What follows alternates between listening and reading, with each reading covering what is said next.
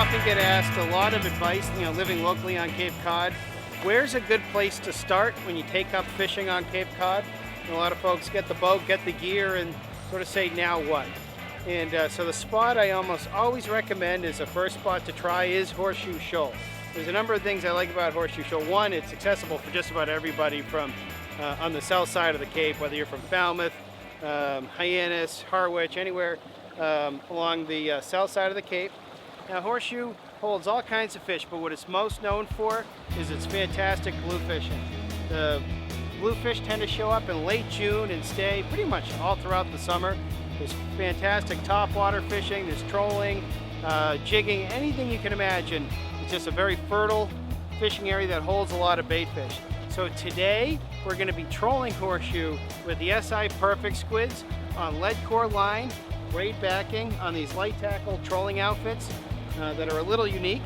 The technique we like to do here when trolling in Horseshoe is trolling in the open water in 20 to 25 feet of water. You mark fish in the fish finder, you can take the boat out of gear, drop. Now you'll see that I'm jigging while I'm trolling.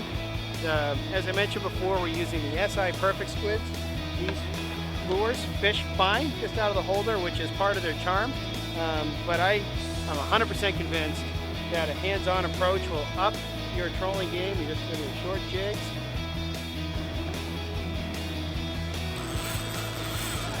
Fish on.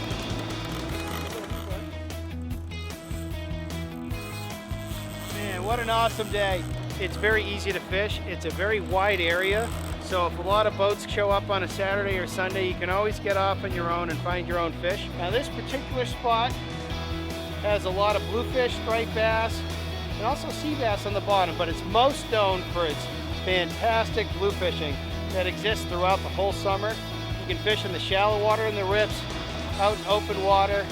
It's always got good top water action, trolling action. It's just a very consistent spot.